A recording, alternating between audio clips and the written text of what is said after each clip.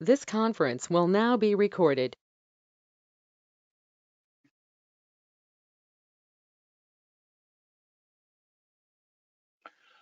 Okay, good morning or hello everyone, whether it's good morning or good evening for you. It's our pleasure in Hawkama in cooperation with the DIC Academy to host this important webinar on the importance of governance during the times of the COVID-19.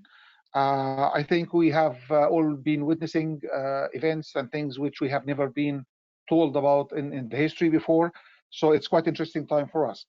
Okay, let me start first by just welcoming you all and giving you some very brief housekeeping points. First thing is, as an attendee, you can listen to the presentation, you can see the presenters and others who have their cameras activated. Please keep yourself muted all over the presentation. And of course, you always have the chance to submit any comments or questions or interventions through that chat window. So you have top right of the screen, you have the chat, so you can actually submit your questions and points or comments you'd like us to mention during the presentation itself. And you can do this all over the time of the presentation, which will last for 1 hour. We have two very distinguished and unique speakers who have massive experience in governance, for whom we hope to benefit a lot today, and of course from your own interventions as well.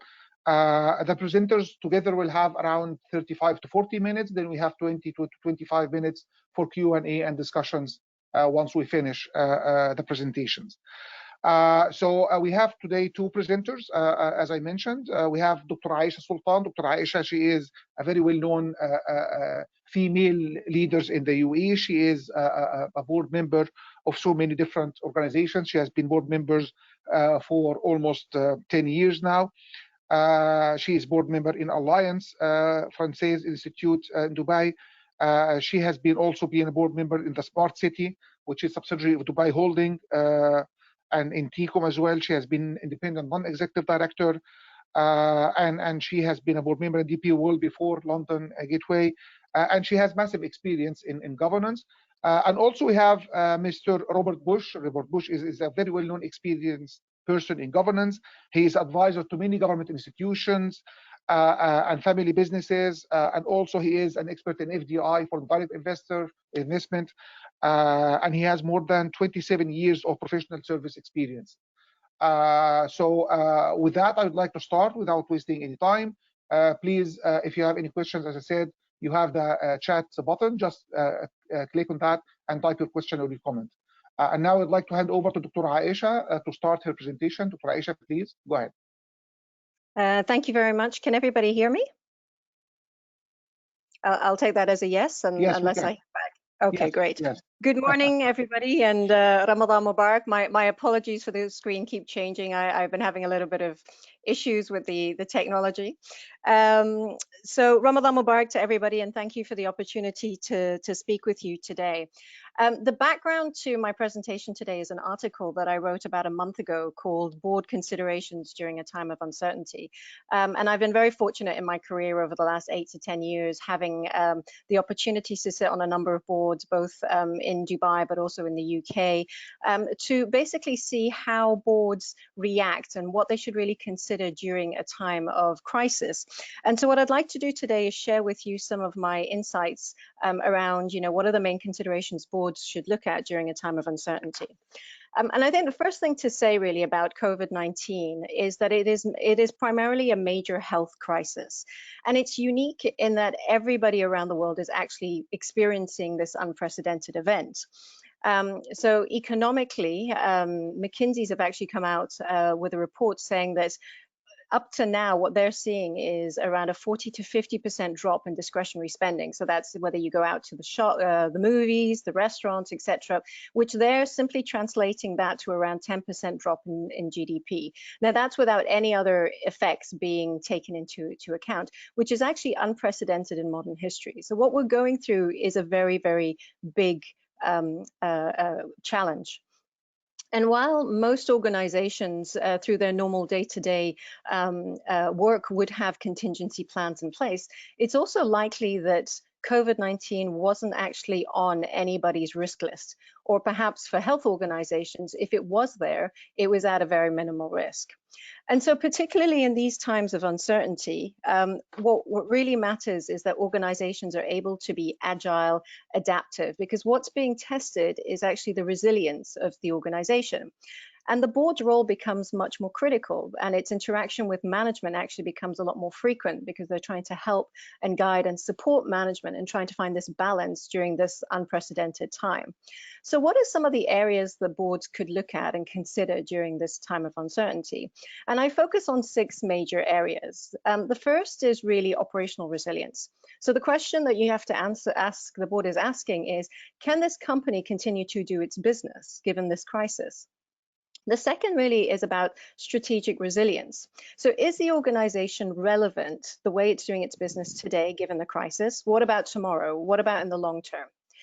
Personal resilience then is the next bit, and that is really about, do we have the right leadership skills within the board, within the management team, to be able to navigate through this unprecedented event?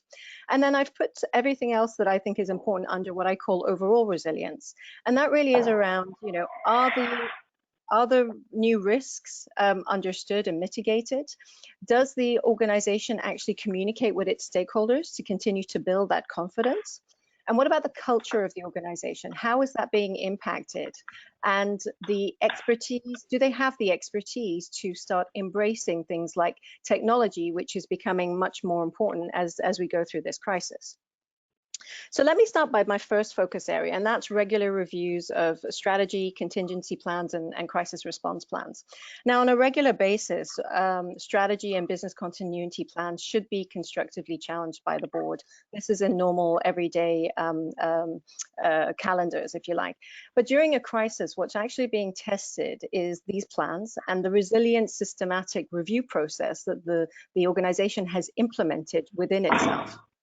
And so I think, sorry, can I just ask people to put the voice on mute, because I think there's some background noise, maybe from somebody's computer. And so what's coming, some of the considerations, for example, are the board should really look at the crisis management and the business continuity plan. So, having a robust plan and ensuring that you have that capability already within the organization is actually what's going to help minimize the impact of this challenge on employees and on customers.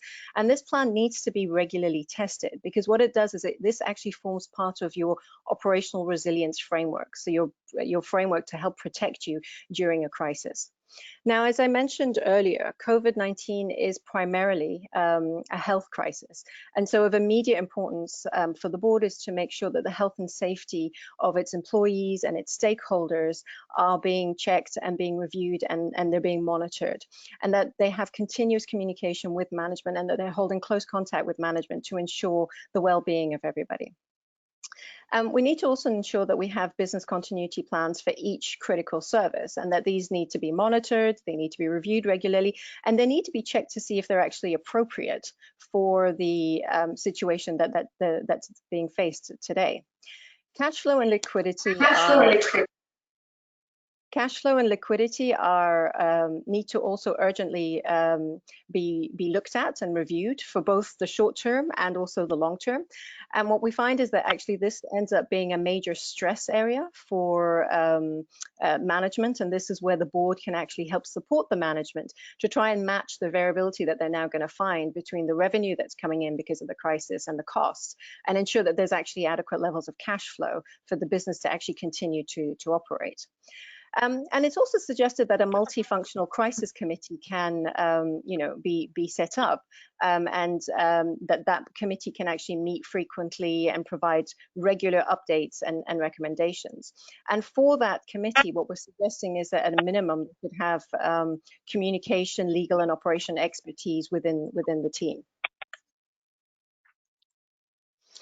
Now, during a crisis situation, scenario planning is a really useful approach that allows for uncertainty to be bound into manageable and measurable boxes. And so therefore what it does is it helps reduce the confusion by actually sorting out what is truly known from what actually matters. So during uncertain times, what we find is that boards spend quite a lot of time looking at different scenarios and different options. And so what we advise is that boards really should consider creating scenarios to develop pictures of the future over different time horizons, whether it's 1 day, 7 days, 1 month, a quarter, half a year, a year, depending on how the business operates, and actually develop contingency plans, ensuring that we have cost benefit analysis in each of them should certain triggers be pushed. Now, what you're going to find is that scenarios don't actually cover all possibilities, but what they do allow for is the iterative thinking through of contingencies, of resource allocation, of the financial implications. And so what you're trying to do is continue to build on this resilience to make the organization as strong as possible to be able to face a crisis. And so in scenarios, what you do is you identify trends and you identify uncertainties and you look at them at different extremities, and these then create these future worlds, or the scenarios, if you like. You then look for indicators and future or forward-looking intelligence, which then help identify what may be happening. So if we look at today's crisis, what we're seeing is one of the trends that's coming out is deglobalization. So we're seeing more local purchasing happening, and we're seeing less reliance on single source global products. Now, one of the impacts already we can see coming out of that is that's going to impact the global supply chains. It's going to impact transportation businesses, etc. We're also seeing another trend, integration of more technology into life. So we're seeing workplace culture shift. We're seeing increasing flexibility happening. And then the third area that we're quite clearly seeing is this consolidation of economic power into the hands of giant corporations. And so who has cash today will really be able to pick up, some good assets. McKinsey's also talk about creating what they call is a plan ahead team to actually develop the scenarios, and this team works quite closely with the finance team. Now, they're a separate team from the crisis team, but their focus really is about iterative scenario analysis, and we say that they have a bias towards speed over perfection, because really what you're trying to do in this situation is to have a plan. It doesn't necessarily matter if the plan is perfect, it matters that you have a direction, and as things change, your direction may also change, but at least you have a guide as to the flow that you're going to follow. The other thing that scenario planning is quite useful for is that it supports organizations to find this balance between being lean and being resilient. And it also allows for the decision as to whether some more redundant be built back into the organization for its long-term strategic resilience. Can I just remind everyone, please keep your microphones off. So please make sure that your microphone is muted. Okay, thank you. So just going back to the importance that scenario planning can help companies understand this balance that they need between being lean and being resilient, whereby some of the redundancy may need to be built back into an organization, because without it, they may not be able to survive during a crisis. So that is the focus area number one. Moving on to focus area number two, this really focuses on succession planning, people, and culture. And I mean, it goes without saying that, without the right culture, the right people to activate the strategy, live the values and the culture, organizations will always face challenges. But this becomes even more crucial during a time where there's a challenge. And so we suggest to boards that they have emergency succession plans in place and that they review them so that you have leaders, but you also have alternates in place in case anything happens to those leaders. That we have continuous reviews of policies depending on how they're being impacted by the crisis. So for example, what we're seeing today is travel and flexible working policies are being impacted. We're seeing minimum staffing levels being impacted. Obviously technology and remote technology policies being implemented probably as fast as they can. And also we're seeing compensation plans being impacted. And you've seen both EMAR and Emirates come out and be public about what they're doing with their compensation policies. In some organizations, you also find that developing emergent structures can be quite beneficial, especially where they need to have rapid initial responses. And this is really about empowering the people at lower levels within the organization to be able to make those decisions when a crisis happens. And so what happens is that this emphasizes employee accountability, and it empowers the individual to actually own the decision. And I think it's also important for boards to continue to monitor the impact of the challenge on the culture that they've built up. So it goes without saying that you want to attract the best people. You want to create a culture that is transparent throughout the organization, that you're able to build a really good talent pipeline, and ensure all the right policies are in place. And today, people are looking to work for companies that not only care about their financial performance, but actually care about the organization, care about the people, care about the society, the environment. And so the response that the organization has during a challenging time is actually being closely monitored. And I think the other point I want to make is that we're seeing today how technology is really transforming business. And I think it's important to, again, monitor how technology is having an impact on culture by allowing, for more flexible working conditions, people working from home, reskilling, redeploying people. We already saw that with Majid Al Fataim Group, whereby when they had the peak of people buying online from Carrefour, they actually turned businesses that were not having as high demand, taking the people, reskilling them and putting them into Carrefour to be able to help where they needed that help. The third focus area then is risk oversight, and the board must have oversight of risk.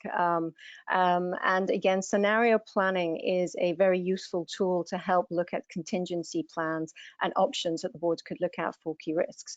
And I think the key risks that COVID-19 pandemic today is showing really is the magnitude and the duration, because nobody actually really knows the answers to those two questions.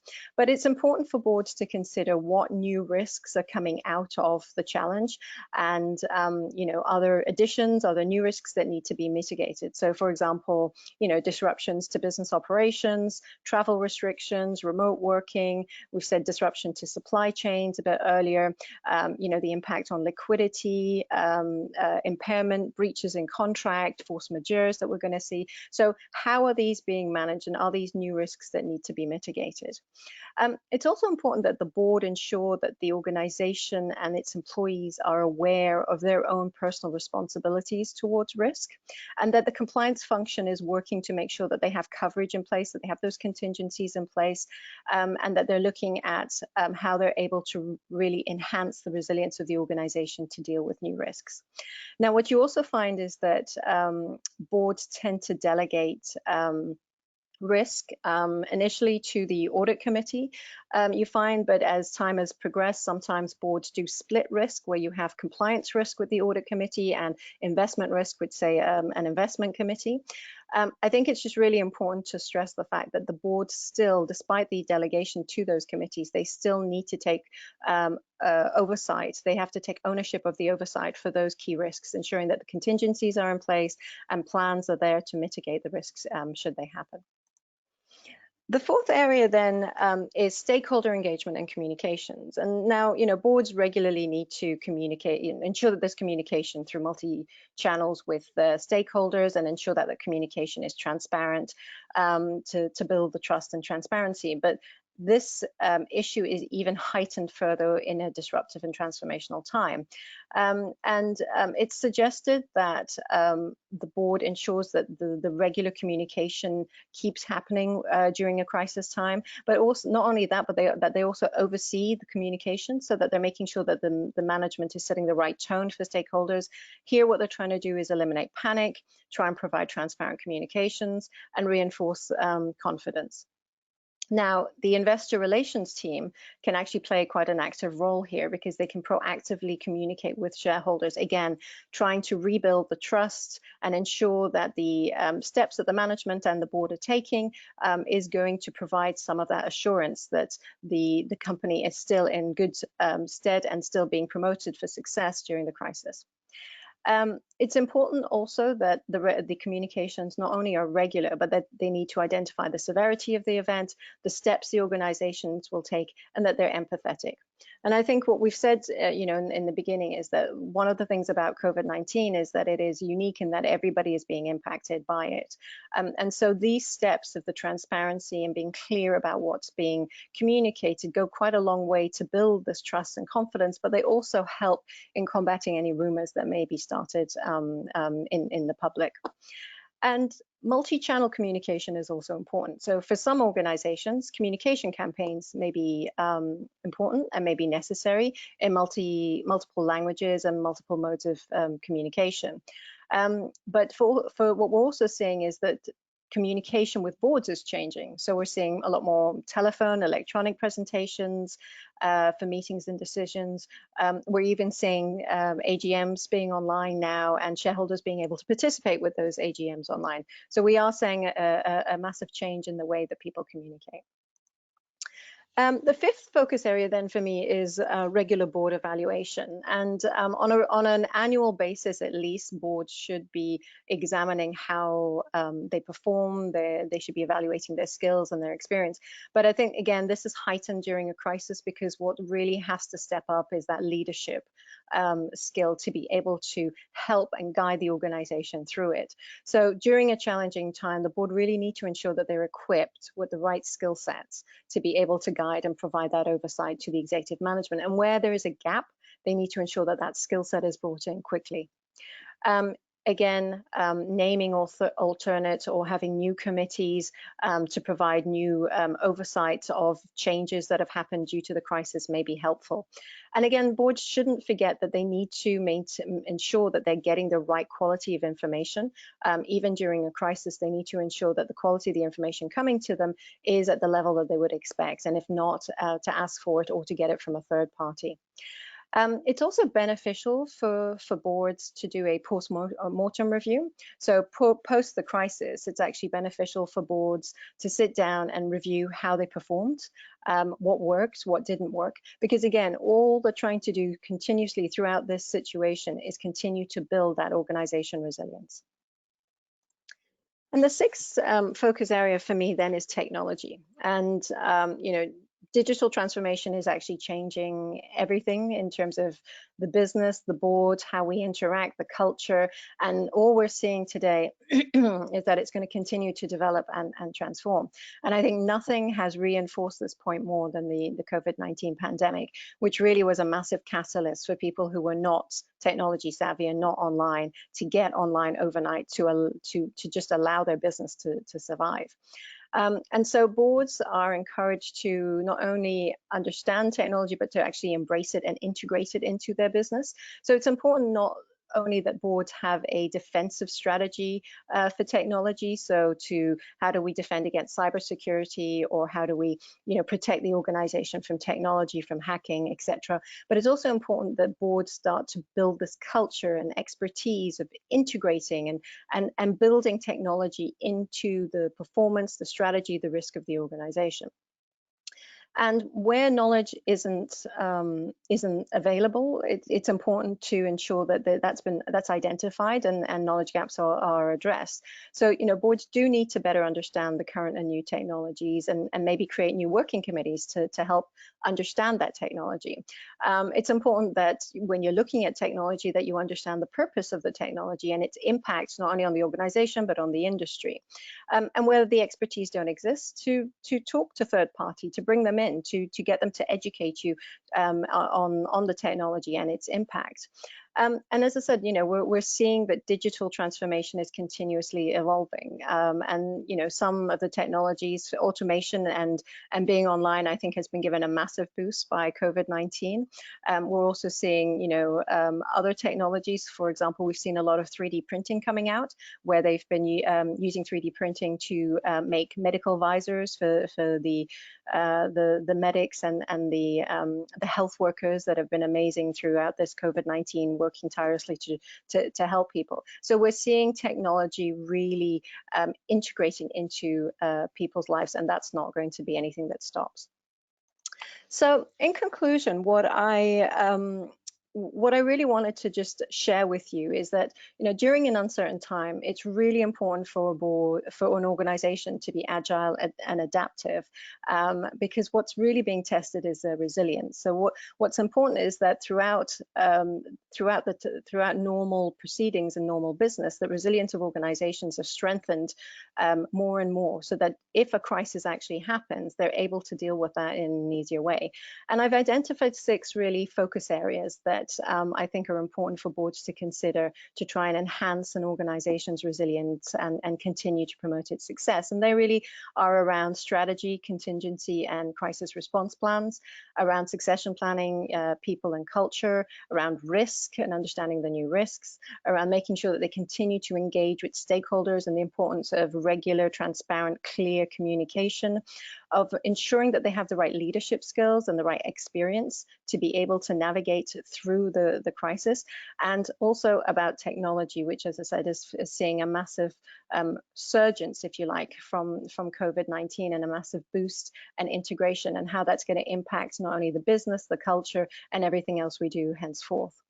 I just want to leave you with my last slide, which is the article that I mentioned at the beginning. So, board considerations during a time of uncertainty. It's on LinkedIn. Please feel free to go ahead and have a read. I've also recently released another one about championing women leaders and building resilience, and sharing some of my own personal experience about that. If anybody would like to read that, my LinkedIn and my email information is there as well. So with that, I conclude, and I'm happy to take questions after Bob speaks, and hand back to Dr. Ashraf. Dr. Aisha, thank you so much for a really extremely informative presentation.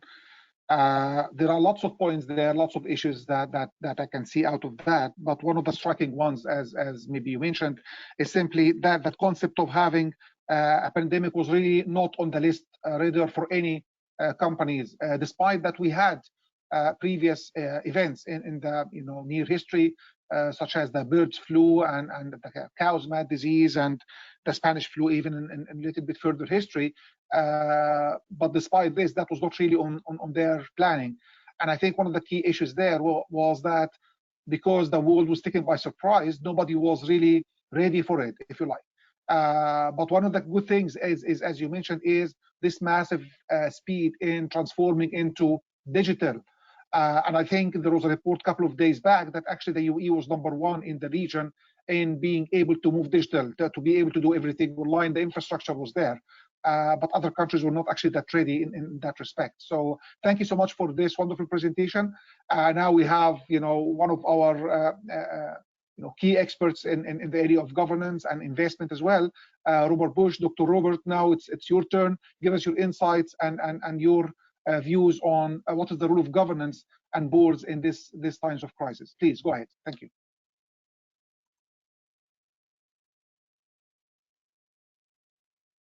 Dr. Aisha, can you please mute your microphone, and everyone else, please keep your microphones muted. Okay, thank you. Can you see my? Can you guys see my screen?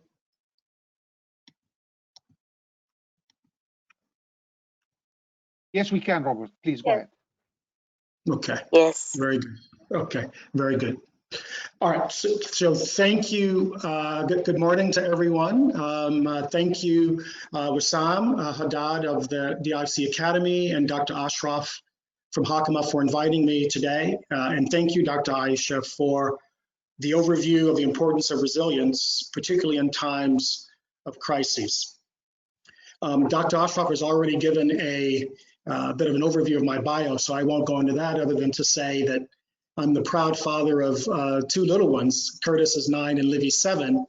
And I'm supposed to be in Spain starting for spring break, but then they're on lockdown there, and then I'm here in Abu Dhabi, although I have the New York skyline behind me. So we didn't have a chance to spend spring break together. But in keeping with the times, every day I do this daddy version of a webinar. And my guess is that you guys will be easier on me than my own kids. So thank you for coming. Let's unbundle a couple of the comments that Dr. Aisha has made. And I want to sort of start with making sure that certain terms have been defined where they were on the same page. With regards to a crisis, there are all crises share certain elements, there are certain types, and there are typically 3, maybe 4 phases. And I want to touch upon them a little bit because I think it will help frame some of the things that Dr. Isha has said with regards to resilience.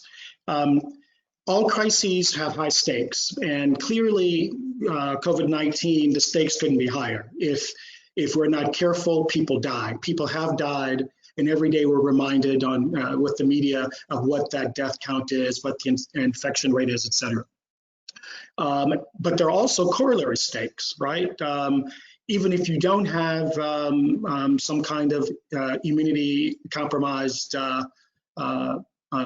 health, you have family stress, you can have financial stress, you have mental health. And so the stakes could not be higher with this particular crisis. Second element is uncertainty. This virus is novel. We're not quite sure, even if you get it, how long the immunity will last. As you know, with flu shots and other kinds of viruses, you often have to get booster shots. We're not quite sure how often you need to be tested to see. Yes. Yes. We lost your screen for some reason. We cannot see your screen. Okay, let me see again. Is that better? No, because I'm on presentation, so I'm not sure why we can't see the screen. Okay. Yeah. Then shall I can try to reload it. Let's see. No, Rauda will help us with this. Rauda, please. Sure. I'm starting it over to share, and maybe that. Can you see it now? I just redid it. Yeah, is that helpful? Okay. All right. All right. So we did that. So high stakes we've discussed. Thank you, Dr. Ashraf, for letting me know that. And then certainly there's a high uncertainty. Uncertainty about the virus. Uncertainty about our family. Is grandma going to be okay? Are you going to be okay? Uncertainty about our careers. There's one thing for your boss to say, I can trust you, go home and work from home. But working from home now, it feels almost like a punishment. We don't want to work from home when we don't have an option to go to work, right? So tons of uncertainty. And thirdly, time compression. And this crisis is novel because unlike a lot of other crises, and we will talk about this a little bit in the next slide, the issue of time is very unique with this one. And so, it's a race against the clock. There's a direct link between the lack of decision or slow decision making and the infection rate, right? And so at the bottom of the screen here, you'll see I ask a very basic question because this notion of exponential growth isn't something that we often have to encounter. So let's assume that in a linear world, on Monday you had 4,000 cases, on Tuesday you had 8,000 cases, and then Wednesday, Thursday, Friday, Saturday, Sunday, you have times 7, you have 28,000 cases when the growth is linear. But let's look to see what happens when the growth is exponential. Monday you have 4,000, Tuesday you have 8,000. But instead of going up by 4,000, the rate on Tuesday is double the rate on Monday. So guess what happens? It goes 4, 8, 16, 32, 64, 128, 256. At the end of just 1 week, you have almost a 10-fold growth in cases when you think exponentially. And so that time compression, that exponential nature, the doubling rate is called. Right? Can you still hear me, Doc, or no? Is everything okay? Yes, we can still hear you, okay. Rob. Can you please put your presentation on a full screen or in a slide mode? It was. I don't know. I think for some reason it's coming out of it. Let me try again. Let's see. Yeah, there. Yeah. Yeah. Okay. Perfect. I'm not sure what's happening. So in an exponential growth world, you have almost a 10 times increase, and that kind of time compression really affects your ability to govern, because you don't have the luxury of working your plan and taking your meetings. You've got to move quickly, because if you don't, the virus is going to move much faster than most normal kinds of organizations can. Let's look at two different types, right? You have a sudden type of crisis, and this kind of crisis comes without warning. A tsunami often is called a sudden crisis. I've shown you a picture here of planes hitting the Twin Towers in New York. I was a few blocks away from that, and it had an impact on me that I will have the rest of my life, not just Americans, but the entire world, I believe. So maybe that was a sudden crisis.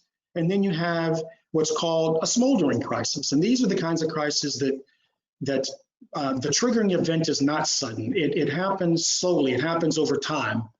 Often there are rumors and misinformation, and there is water cooler talk about something that's happening. Maybe there's a resignation.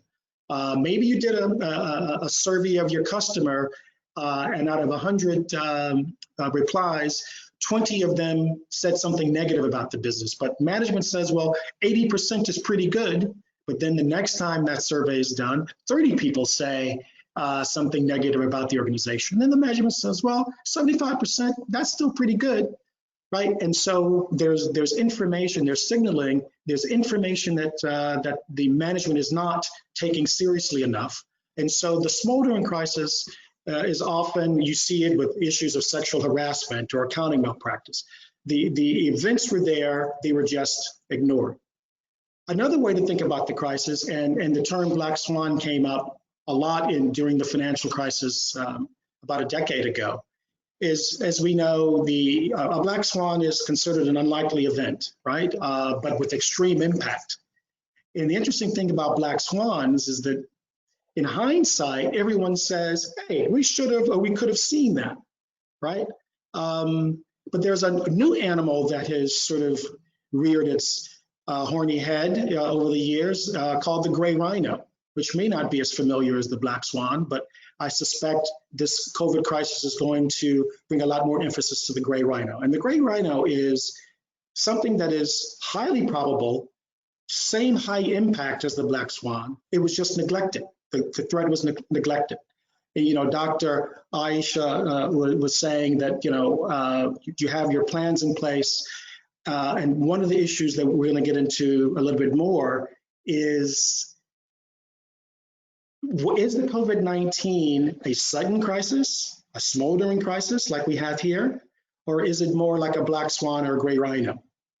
And I think the answer is, and Dr. Ashraf alluded to this as well, depending on where you are in the organization, depending on where you are in your ecosystem, depending on what your responsibility is, what seems to be happening with crises, and COVID-19 is no exception, because I remember Bill Gates' talk on TED Talks saying a pandemic is coming. I remember reading scientific literature on this, but what I don't remember is CEOs and boards talking about pandemics. And so what I think is happening is, in fact, this is not a Black Swan event. This is more likely an issue of communication, that people that know and should know, and that are paid to or have a vested interest in understanding pandemics, are not communicating effectively, are not being taken seriously enough by organizations and by governments, because that literature is there, that information is there.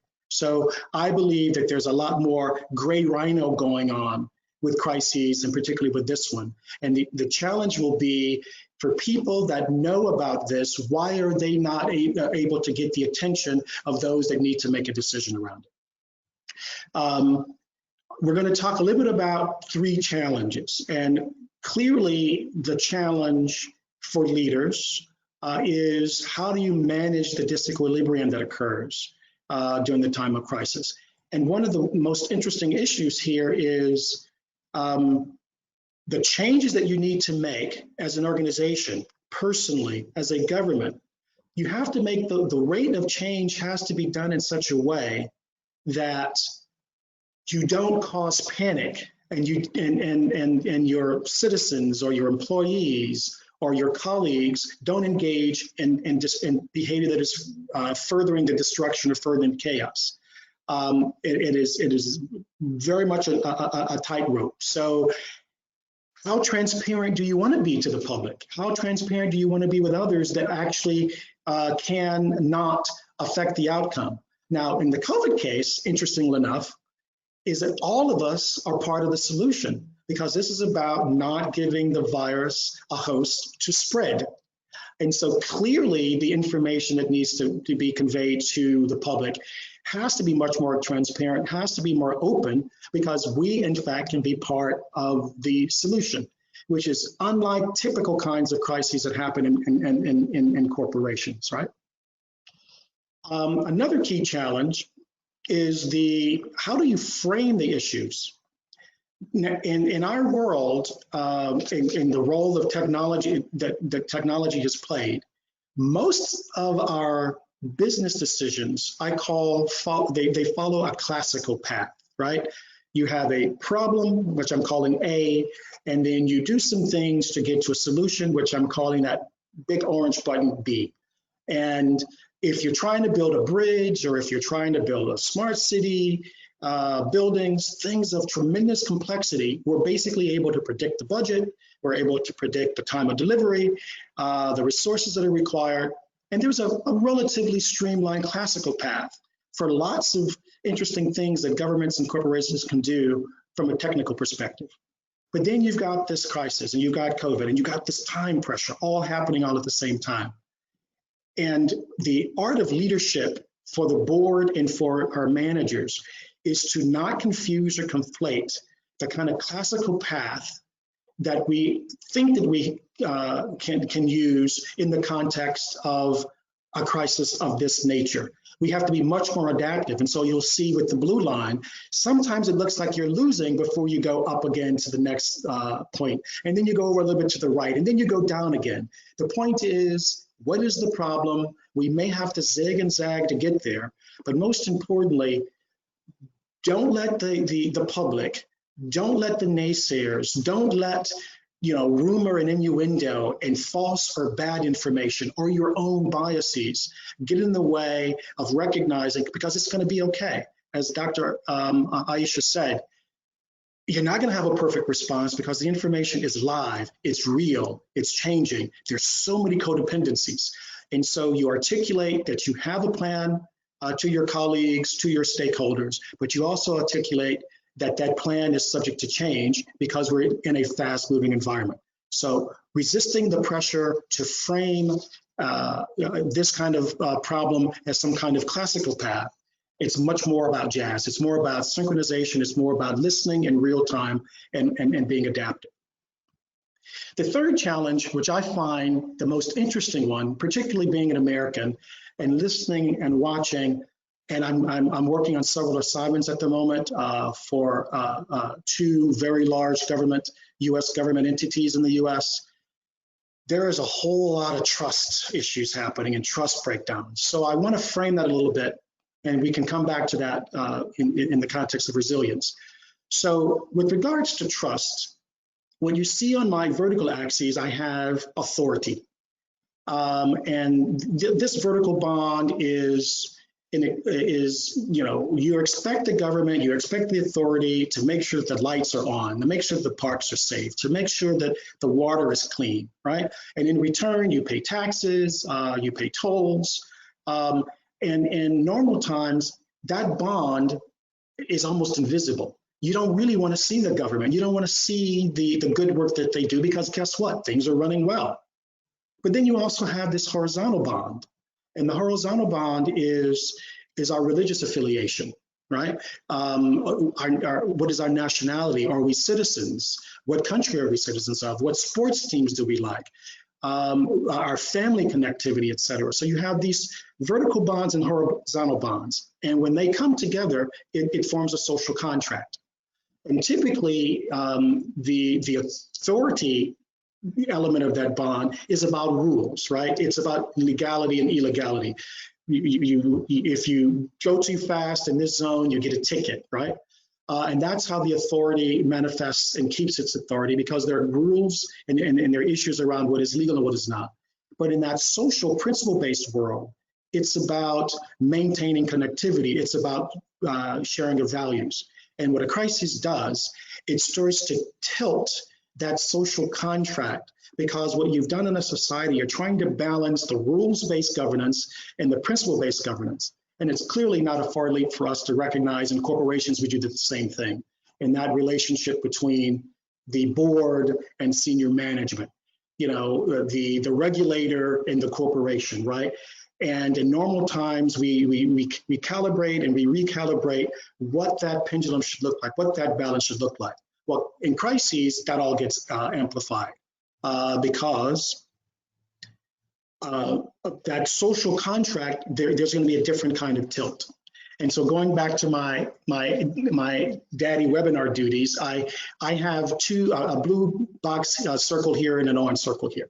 And so the blue circle is what I call the big P, the big private sector P, right? That's industries and sectors and individuals who entrust power to Big G. And Big G is the federal government and the municipal governments and all the departments that help make our government work and help make our society works, right?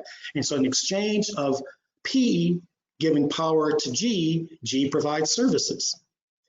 In times of crises like these, two very interesting things happen. The first is P tilts the balance towards G at the same time that G has less tolls, less taxes, less resources often. So simply put, G is asked to do more with less.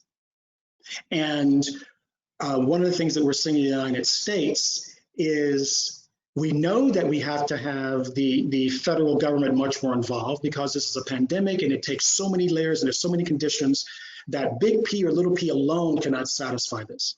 Right? But you'll see in the orange box, you have G and you have all the little G's. That coordinating function has to be much more pronounced, much better in times of crises. Whereas in times of P, what you end up having is they're not connected because they all have different vested interests, right? I'm from a different industry. I'm a small business. I'm a large business. I'm a national champion. And so you have a lot more disconnection with regards to what it is that P is expecting. And G has to also try to manage and still provide services and security when P itself is in much more chaos, right? So I will leave it there, and I'm looking forward to delving a little bit more into this issue of resilience with these key challenges as part of our background. Thank you very much.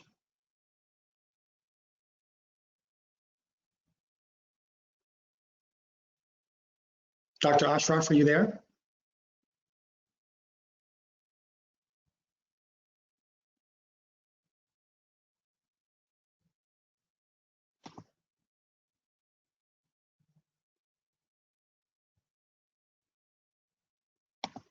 I think we can now move on, Rob and Ms. Aisha, for the Q&A. Sure. Can you I hear think me? just to say that we seem to be we seem to be having some technical issues. I think Bob is gone, and Dr. Ashraf, you're back now.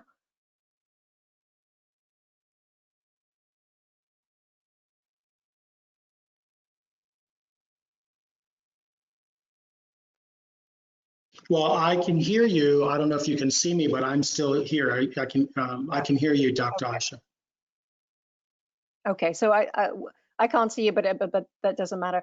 Are there any questions that have come through that you would like myself and Bob to address?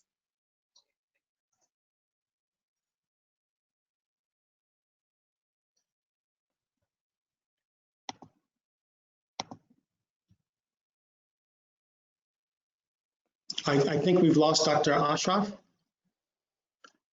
I think he's back on, but whether he can hear us, I don't know. Okay, I think he's back. Really good. Mm-hmm. I mean, Bob, maybe just to say, I think your presentation was very interesting, and I think you're right. It's been very interesting to watch what's happening in the US and that relationship between what the public expect from the government at a time of crisis.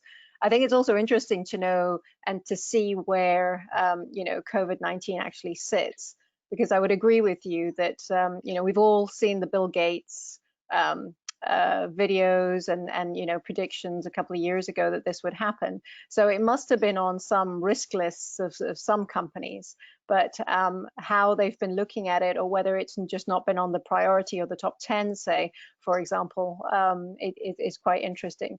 What's your view on that? Yeah, thanks for the question, Doc. I think a couple of things are happening. One is, in times of crises, corporate governance is a much more of a reflection of corporate finance. And so in theory, and I have worked in small businesses, I've worked in very large businesses, in governments and transnational governments, your corporate governance is often only as good as your income statement and your balance sheet. فهو حتى they told me. دكتور نسمعك. Sorry, carry on, Bob. Right. So your corporate governance is often just a reflection of the power of your income statement and your balance sheet. And so it's one thing to say you need to be resilient, but there's a cost to resilience, right? If you look at what the United States has led with, and what many of the developed countries have done, they have put efficiency very high on the list. So one of the things that technology does is it finds a way to efficiently allocate capital, efficiently distribute supplies, just-in-time inventory management. Well, guess what? If you make your key metric and your KPIs related to efficiency metrics and margin improvements, then it makes sense to have a just-in-time supply chain, right?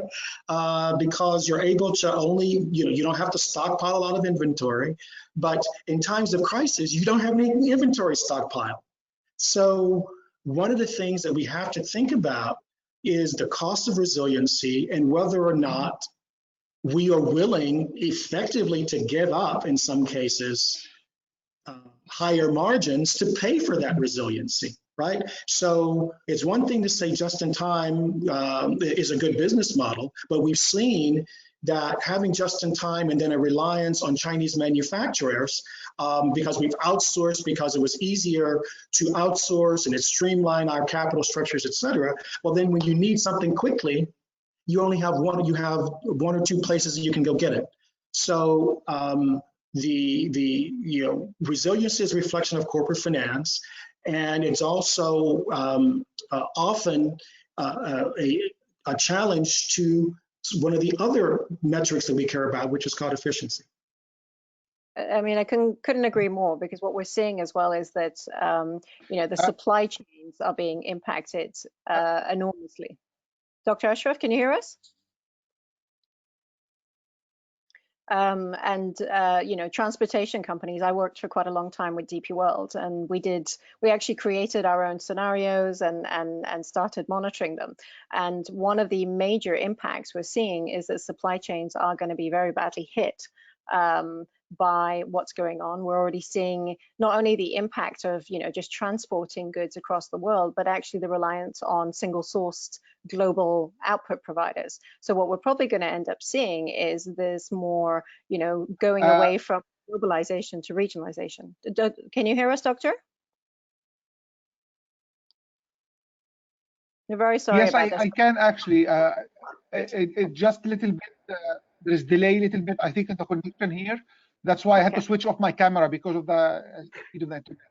So I'm sorry about that. Again, one of the questions actually that came out on the chat room is simply, now, if you are a CEO at this point of time, what would you expect from your board? How what's happening now will change this sort of CEO expectation from his or her board? Would you like me me to take that one first, Doc? Sure. I'll give a shot at that, right? You know, there's a saying that you don't try to build a parachute after you've jumped out of a plane, right? The point there is the expectation you should have for your board is probably exactly the same expectation you've had previously, right? I know in Dr. Aisha's talk, she talked about crisis being a catalyst. And I would like to think that that's true, but often what I find instead, and this is case dependent, of course, but I often find more often that crises highlight your weaknesses. You know, it's you know, hoping that, you know, companies and boards and management will rise to the challenge. Usually it doesn't, not when you have crises and not when you have significant time compression. So the simple answer is, if your relationship with your board was fractured and slow and bureaucratic, and with your people was slow and bureaucratic pre-crisis, guess what happens during the crisis? All of those warts, all of those weaknesses, all of those inefficiencies come out. So changing the expectation in the middle of the jump is almost never the right thing to do. So you just have to play to your strength. You have to say, well, this is the kind of company we are, and we're going to try to, as best we can, to, you know, protect ourselves going forward. But more often than not, you have already defined your culture and your relationship pre-crisis, and then more often is the case that you're going to end up having basically the same expectations during the crisis. Now, one of the questions that came, Dr. Aisha and Rob as well, is simply, what would your advice to boards which are a little bit less mature? I mean, of course, like Aisha, you sit on so many boards. Some of them are very heavyweight and well matured. Others are still premature or less mature. Now, what's your advice to those who are not that mature board, if you like? Maybe a new board or some board which doesn't have experience and so on, please. I think not being afraid to go out and get experienced people to come and help advise you is very, you know, is very important. Don't be afraid to actually go and get the expertise. So, you know, as you said, I've been lucky enough to be on boards that have had chairs that have had, you know, 20 plus experience in being able to guide, because the role of the board really is a supportive role, but it is also a challenging role. So they're there to make sure that the management doesn't forget during a crisis, you know, that they need to take care of their people, that they're not just focused on the money, that they're not just focused on, you know, their reputation or how they look in the market. So they're there to make sure that the what if scenarios are all being looked at. And that's why you maybe saw a trend in my presentation that I talked a lot about scenario planning and how useful it can be. And really, you know, boards will tend to spend a lot more time looking at the what ifs, helping you know, the management think through things, because the management is in the crisis mode. They're firefighting. And so you want that board to have that wider experience to be able to guide you. So a younger board would probably, I would suggest, you know, go out and try and bring in maybe some expertise, maybe have a separate committee that has more experienced people, maybe bring in organizations, third parties that have knowledge of how to deal in a crisis, to just strengthen their leadership, because the management is looking to the board to provide that extra support. Because you got to remember, as I said, they're in crisis fighting mode. Yeah. I want to sort of give a little bit of color on that as well. I love entrepreneurs, and I love working with young companies, and they have tight budgets and they're trying to get the profitability. And then we're talking about governance and relationships with their boards, et cetera. I think that a way to frame all of that, there are three risk buckets, right? There are the risks that you can, that you need to find someone to share. If you are a young company in an industry, you know, are there insurance products? Are there regulations that you can lobby for to help address the kind of risk? Because more than likely, as a company, you don't have this, your risk is not idiosyncratic. There are others in your industry or others in your region that have the similar kind of problem. So understanding how you band together and find companies in a similar situation, size and scope, et cetera, as you, and figuring out a way to bring an industry type of solution to that. So looking for ways to share that risk with others that have the same risk that you do. The second risk bucket is being explicit about the kind of risk you're willing to assume. So that when you're talking to your private equity firm or your investors, you say, we just don't have the money to have resiliency and redundancy and all the things that we would like to have. So this is where we are exposed. And so your investors and your stakeholders know what your exposure is, and they can help you determine if that's a risk worth assuming. Excuse me. And the third bucket is, yeah. So Go ahead. yeah, Go go ahead, Doc. Okay, just a final question because we have only 1 minute to go. Now, would all what's happening now have an effect on the ESG practices and CSR practices after the COVID-19 is over? What is the impact that you will see out of that, please? Like in 1 minute each, please.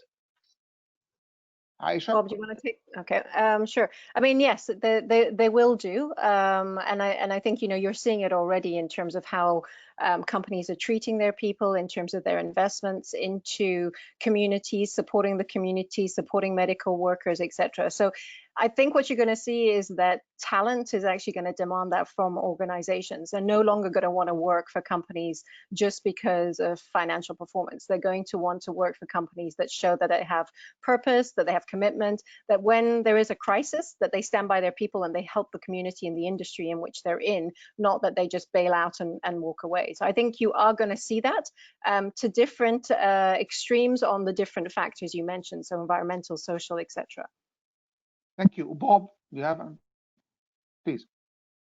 I think that's right. I think going back to that vertical and that horizontal slide that we showed, the market likes to go back to the status quo where it was. And as stakeholders and as employees or interested parties, we have to remind the company continuously of what its obligations are. And trying, and once again, to reset that balance between these are the rules which can be gamed, and these are the values and the principles that we share. So I'm hoping, but again, almost 30 years into the game, I keep hoping that the lessons in the postmortem that Dr. Aisha talked about is really learned at a corporate level, and then at an industry level, and then at a government level. But what I find that rate of growth and that improvement is very slow. And so the bottom line answer is, even if other companies don't learn the proper lessons, make sure you're one of the companies, make sure you're one of the boards that have, because that's why you will be a winner the next time this occurs. Well, thank you, everyone. Thank you, Dr. Aisha and Dr. Robert, for your insights. Again, just on the ESG one, as you know, the UE actually a couple of days back has launched the first UE index on ESG. So again, it's encouraging companies to be more responsible and to disclose that. Wissam, would you like to have a final word before we go from the academy? No, thank you very much. Thank you, Dr. Aisha and Robert. It was really very interesting. Thank you for your time, and we hope to see you again. And thanks for all the participants as well, and of course for you, Dr. Ashraf. Thank you so much. Have a nice day and stay safe, please. Okay. Thank you. Thank you all. Thank you. Bye-bye. Thanks. Thank you. Bye.